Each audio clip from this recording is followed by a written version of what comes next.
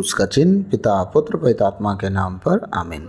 सर्वशक्तिमान महान परमेश्वर पिता, मैं आपको धन्यवाद देता हूँ। राजाओं के राजा प्रभुओं के प्रभु प्रभु यीशु मसीह, पिछली रात के लिए, आज के दिन के लिए, सामरात के लिए पिता हम धन्यवाद देते हैं कि आपने अब तक हमें जीवित सुरक्षित और अचानक मरी मृत्यु से बचाया, उसके लिए धन्यवाद।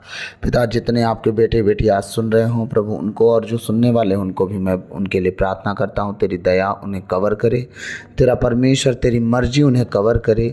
जिस तरह आप चाहते हो उस तरह वो जीवन जीने, उठने बैठने चलने फिरने वाले बने। परमेश्वर, मैं आपसे प्रार्थना करता हूँ, आपके अनुग्रह की दृष्टि उन पर लगी रहे। आप प्रार्थना सिखाने वाली आत्मा उन पर उंडेल दीजिए प्रभु। मैं प्रार्थना करता हूँ, आपसे विनती करता हूँ, उनका जीवन आपके कहे अनुसार हो, पवित्र खरा प्रभु और परमेश्वर नम्र और दीन होकर जीवन जीने वाला परिवार बने। एक एक जन को परमेश्वर अपने लहू से छुपाए रखिएगा। कोई भी शैतान की ताकत उनके जीवन, शरीर, प्राण, आत्मा, मन, विचार में काम ना करे। पवित्र खरा जीवन जीते जाए और आपके रास्ते पे बने रहें, आपके वचन पे बने रहें और दूसरों को भी आपके रास्ते का ज्ञान दे प्रभु। इस योग बनाइए, मेरे मुख पर पहरा बिठाइए, मेरे होठों के द्वार की रखवाली कीजिए।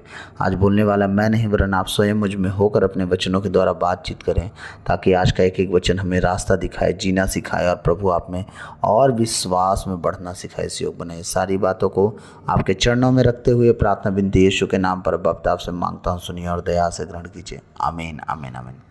सबों को जय यीशु। तो आइए हम प्रभु के वचन में जाएंगे। संत मत्ती अध्याय 12 पद संख्या हम देखेंगे 38 से लेके 38 से हम देखेंगे 42 तक, ठीक है। और वचन का शीर्षक है योनस का चिन्ह, ठीक है। आइए हम प्रभु के वचन में जाएंगे। उस समय कुछ शास्त्री और फरीसी ईसा से बोले, गुरुवर, हम आपके द्वारा प्रस्तुत कोई चिन्ह देखना चाहते हैं। क्यों बोले ऐसा? क्योंकि बहुत से लोग कहते थे ये परमेश्वर का बेटा है, बहुत लोग कहते थे भविष्यवक्ता है, बहुत लोग कहते थे ये नबियों में से कोई है। क्योंकि नबियों में से अगर भविष्यवक्ता में से कोई, एलिया में से कोई है, तो एलिया क्या किया था? परमेश्वर से प्रार्थना किया था, आग उतरी थी, ठीक है। मतलब हर एक भविष्यवक्ताओं के द्वारा कुछ ना कुछ बड़े बड़े काम हुए हैं। अब वो कह रहे थे कि कुछ चिन्ह दिखाइए हमें, ठीक। यीशु मसीह चिन्ह प्रकट करने के लिए उन्हें अलग से कोई काम करके साबित नहीं करने वाले थे, क्योंकि वो खुद परमेश्वर हैं, ठीक है। उनके इतने बड़े बड़े काम उन लोग के समझ में नहीं आ रहा था, इसलिए प्रभु ने क्या कहा देखते हैं। ईसा ने उन्हें उत्तर दिया, यह दुष्ट और विधर्मी पीढ़ी एक चिन्ह मांगती है। प्रभु ने क्या कहा? ये दुष्ट और विधर्मी पीढ़ी। अगर प्रभु डरते उनसे, शास्त्री फरीसियों से, तो कहते वो नबियों के नबी हैं, वो उनके द्वारा नबियों से नबियों को आत्मा मिलती है, वो परमेश्वर हैं।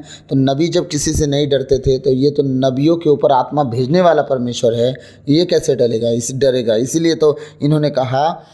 ईसा ने उन्हें उत्तर दिया, यह दुष्ट और विधर्मी पीढ़ी एक चिन्ह मांगती है, परंतु नबी योनस के चिन्ह को छोड़ कर इसे और कोई चिन्ह नहीं दिया जाएगा। योनस नबी के चिन्ह को छोड़ के कौन सा चिन्ह था? वो चिन्ह हम थोड़ा आगे पढ़ेंगे तो पता चलेगा, ठीक है। जिस प्रकार योनस 3 दिन और 3 रात मत्स्य के पेट में रहा, उसी प्रकार मानव पुत्र भी 3 दिन और 3 रात पृथ्वी के गर्भ में रहेगा। यही चिन्ह होगा। कैसे? योनस नबी को परमेश्वर ने कहा निनवे शहर चले जाओ और वहाँ के लोगों को मन फिराने के लिए, पश्चाताप करने के लिए सुसमाचार सुनाओ। और योनस नबी क्या कह रहे थे? निनवे के लोग पापी अधर्मी हैं, वो मेरी बात नहीं मानेंगे, उसे तो मार ही दे परमेश्वर। वो क्या कर रहे थे? परमेश्वर की बात टाल के वो तरसुस को भाग रहे थे, ठीक है। जब तरसुस में जा रहे थे, समंदर में लहर आया और परमेश्वर नाराज़ हुए और वो मछुआरे लोग जिस नाव पे थे वो लोग फेंक दिए पानी में, और वो मत्स्य के पेट में मत्स्य ने उन्हें निगल दिया और 3 दिन 3 रात मत्स्य के पेट में रहे। तब वो प्रार्थना किए और परमेश्वर ने उस मत्स्य के द्वारा निनवे के फाटक पर उन्हें उगल दिया, ठीक है। इसके बाद क्या हुआ? वो निनवे शहर में गए और 40 दिन प्रचार करते रहे, मन फिराओ, पश्चाताप करो, परमेश्वर का राज निकट है। मान लीजिए इसी तरह का प्रचार था। और वो कह रहे थे कि परमेश्वर निनवे शहर को 40 दिन में भस्म करने वाला है, नाश करने वाला है। तो अगर आप लोग पश्चाताप करेंगे तो ठीक है, नहीं तो फिर देख लेना अपना अपना हाल चाल, सदम गोमोरा टाइप से कहानी बन जाएगा, ठीक है। यीशु मसीह कह रहे हैं जिस तरह योनस 3 दिन और 3 रात मच्छी के पेट में था, नीली वेल मछली रही होगी, ठीक है। उसी तरह मानव पुत्र भी धरती के नीचे, मतलब कब्र में 3 दिन और 3 रात रहेगा। ये यीशु मसीह ने क्या कहा, एक चिन्ह चाहिए तो चिन्ह मैं दे रहा हूँ। योनस नबी की तरह मेरा भी चिन्ह होगा। मैं 3 दिन 3 रात पृथ्वी के गर्भ में रहूँगा, पृथ्वी में रहूँगा, मैं कब्र में रहूँगा मैं, इसके अलावा कोई चिन्ह नहीं दिया जाएगा। हाँ, अब वो कह रहे हैं कि मैं 3 दिन 3 रात बाद जिस तरह योनस बाहर निकल आया मच्छी के पेट से, उसी तरह मैं भी पृथ्वी के गर्भ से बाहर निकल जाऊँगा। और देखना, अब यहाँ वो क्या कहना चाह रहे हैं कि अगर तुमने योनस पे विश्वास किया तो मैं चाहता हूँ कि जब 3 दिन बाद मैं निकल आऊँ तो तुम ठोकर ना खाओ, तुम मुझ पे भी विश्वास करो। आमीन। 41 वचन कह रहा है, न्याय के दिन नीनवे के लोग इस पीढ़ी के साथ जी उठेंगे। कब उठेंगे? न्याय के दिन। किस पीढ़ी के साथ? जिस पीढ़ी के टाइम पे यीशु मसीह का वचन सुनाया जा रहा था प्रभु यीशु के द्वारा। और आज जो लोग वचन सुना रहे हैं और जो लोग सुन रहे हैं, प्रभु का वचन क्या कर रहा है, न्याय जब होगा तो निनवे के लोग भी जो मरे हैं वो भी जी उठेंगे। ठीक है, कह रहे वो भी जी उठेंगे और इसे दोषी ठहराएंगे। किसे? इस पीढ़ी के जाति के लोगों को जो आज वचन सुन के भी अपना मन कठोर करे। यीशु मसीह कह रहे हैं, प्रचार कर रहे हैं, चिन्ह चमत्कार दिखा रहे थे। उस समय इजराइल के लोग पूरे के पूरे यरूशलेम के लोग कठोर हो गए थे। ठीक है, न्याय के दिन निनवे के लोग इस पीढ़ी के साथ जी उठेंगे और इसे दोषी ठहराएंगे, क्योंकि उन्होंने योनस का उपदेश सुनकर पश्चाताप किया था। सच है कि नहीं है?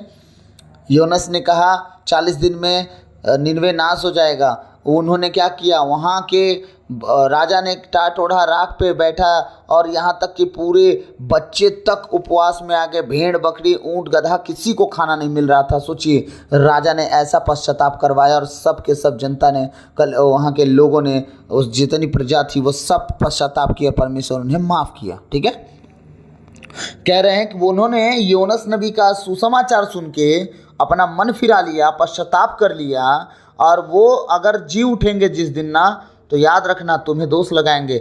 ये बताओ, योनस तो नबी था, हमने उसकी बात मान ली और अपना मन फिरा लिया, लेकिन जो तुम्हारे पास था वो तो परमेश्वर का बेटा था। तुमने उसकी बात क्यों नहीं टाला, क्यों टाल दिया? तुमने उसकी बात क्यों टाल दिया? उस दिन वो दोष लगाएंगे, क्योंकि उन्होंने योनस का उपदेश सुनकर पश्चाताप किया था। और देखो, यहाँ वह है जो योनस से भी महान है। प्रभु यीशु मसीह अपने विषय में कह रहे हैं कि तुमने योनस पे, उन दिनों में योनस पे उन लोगों ने विश्वास किया और तुम उसे नबी मानते हो। उन लोगों ने विश्वास किया और मन फिरा भी लिए और परमेश्वर ने माफ़ भी कर दिया। न्याय के दिन तुम मेरी बात तो नहीं मान रहे हो, मैं योनस से भी बढ़ के हूँ। यहाँ जो तुम्हारे बीच में खड़ा है योनस से भी बढ़ के है। तुम मेरी बात मानते, तुम मेरी बात नहीं मान रहे हो। याद रखना, उस दिन निनवे के लोग जब जी उठेंगे ना न्याय के दिन, तो तुम पर दोष लगाएंगे। योनस तो एक साधारण मनुष्य था जो आज्ञा टालता था परमेश्वर का, लेकिन यीशु मसीह तो परमेश्वर का इकलौता बेटा था जो कभी आज्ञा टाला ही नहीं। तुमने उसकी बात कैसे टाल दी? ये दोष लगाएंगे उन दिनों में ये वो लोग। अब आगे वचन कह रहा है, न्याय के दिन दक्षिण की रानी इस पीढ़ी के साथ जी उठेगी। न्याय के दिन दक्षिण की रानी, हाँ, इस पीढ़ी के साथ जी उठेगी। क्या करने जी उठेगी? इन्हें दोष लगाने। क्या करने उठेगी? इन्हें बताने कि जो वचन तुमने सुना वो अनंत जीवन का वचन था, तुमने उसे क्यों नहीं धर के रखा, पकड़ के रखा? परमेश्वर तुम्हें ऊंचा उठाए होते। न्याय के दिन दक्षिण की रानी इस पीढ़ी के साथ जी उठेगी और इसे दोषी ठहराएगी, क्योंकि वह सुलेमान की प्रज्ञा सुनने के लिए पृथ्वी के सीमांतों से आई। किसकी बात सुनने के लिए? सुलेमान की प्रज्ञा की बात। प्रज्ञा मिली कहाँ से? यीशु मसीह ने दिया, पिता परमेश्वर ने दिया, पवित्र आत्मा ने दिया, त्रिएक परमेश्वर ने दिया। जिस प्रज्ञा को परमेश्वर ने दिया वही परमेश्वर जब तुमसे बात कर रहा है, सोचो उसकी प्रज्ञा कितनी बड़ी होगी, जो सुलेमान को बस ऐसे ही गिफ्ट दे दिया। हाँ, और दक्षिण की रानी उस गिफ्ट के विषय में, उस प्रज्ञा के विषय में, उसके बुद्धि के विषय में, उस ज्ञान के विषय में जो सुलेमान के अंदर था परमेश्वर की ओर से, वो दक्षिण की रानी, सोचिए, दक्षिण देश से आई थी क्या करने? सुलेमान की बात सुनने। बहुत सारा ऊंट में सोना हीरा मोती लाद के लाई थी। हाँ, भेंट देने के लिए राजा सुलेमान को। उसका खान पान देखी, उसके कर्मचारियों को देखी, कैसे उठते बैठते हैं, कैसे खाना परोसते हैं, राजा सुलेमान कैसे सिंहासन पर बैठता है, कैसे राज करता है। ये सारी बातें उसने देखा और वापस गई। लेकिन राजा सुलेमान उसे खाली नहीं लौटाया, जितना कुछ लेके आई थी उससे कहीं ज़्यादा दे के भेजा।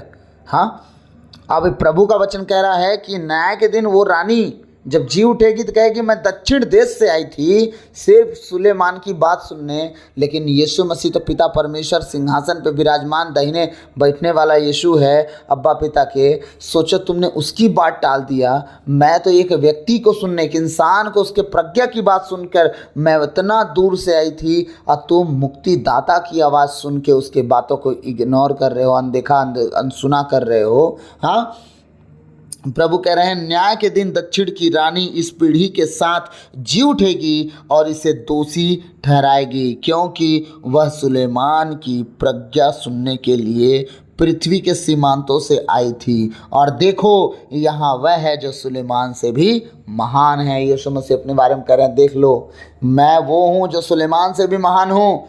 तुम्हें अभी भी चिन्ह चाहिए? हाँ, सुलेमान क्या बड़ा बड़ा काम किया था, बुद्धि की बातें करता था, मैं तो चिन्ह और चमत्कार अद्भुत काम बुद्धि की बातें, तुम मुझसे क्या चाहिए, सब मैं कर रहा हूँ, सुलेमान से बढ़ के हूँ मैं। लेकिन तुम्हारे समझ में नहीं आ रहा है, तुम तो बस खाली चिन्ह चाहिए तुमको। याद रखना, सुलेमान बुद्धि का भंडारी था, लेकिन उससे बड़ा मैं हूँ। योना नबी 1,20,000 लोगों को, निनवे के शहर के लोगों को परमेश्वर की ओर फेर लाया, लेकिन मैं उससे बड़ा हूँ। क्यों? क्योंकि इन्हें जो आशीष जो वरदान मिले वो मेरी द्वारा मिले थे। मैं उनसे आशीषित नहीं होता हूँ, वो मुझसे आशीषित हुए हैं। आमीन। तो मैं आशा करता हूँ आज का वचन आपको थोड़ा बहुत मैं समझा पाया होगा, इसलिए मैं आपसे विनती करूँगा कि आप भी आज जब सुसमाचार सुने प्लीज़ अपना हृदय कठोर ना करें। जब आप प्रभु का वचन सुने, आप अंश अंश करके वचनों को सुनते जाइए, अंश अंश करके वचनों में बढ़ते जाइए। जो वचन कहता है उस वचन के अनुसार आप चलते जाइए। अंश अंश प्रभु आपको ऊंचा उठाते जाएंगे। आपके घर को, आपके परिवार को, आपकी परिस्थिति को, आपके कमाई के ज़रिए को, आपकी कमी घटी को, सब कुछ यीशु मसीह बदल देंगे। प्रभु आपको और आपके घराने को सदा बचाते जाएंगे। बस आपको एक काम करना है, आप प्रभु यीशु मसीह के बताए अनुसार अपना जीवन व्यतीत करें। आप बस आगे चलते जाएं। जिस तरह आज हमने वचन सुना कि योना नबी ने पश्चाताप के लिए निनवे के लोगों को बोला था, उन्होंने पश्चाताप किया। आज अगर आपको पश्चाताप की ज़रूरत है तो मैं आपसे विनय विनती करूंगा कि आप ज़रूर पश्चाताप करें और प्रभु की ओर लौट आएँ, उसके वचनों को पढ़ें, उससे प्रार्थना करें, विनती करें और अपने उपवास के साथ प्रभु के साथ संगति करें, ताकि वो आपको और आपके घराने को बचाए, ऊंचा उठाए। याद रखिएगा, न्याय के दिन हम सबका न्याय होगा, किसी एक जाति, एक धर्म, एक व्यक्ति का नहीं होगा। हम दुनिया में जितने लोग इंसान हैं उन सबका न्याय होगा, क्योंकि हर एक घुटना झुकेगा, हर एक जुबान बोलेगा प्रभु ही प्रभु, यीशु ही प्रभु है। आमीन। तो प्रभु आज के इन वचनों के द्वारा हम सबको बहुत आयत से आशीष दे। God bless you. सबों को जय यीशु। क्रूस का चिन्ह पिता पुत्र पिता आत्मा के नाम पर। आमीन आमीन।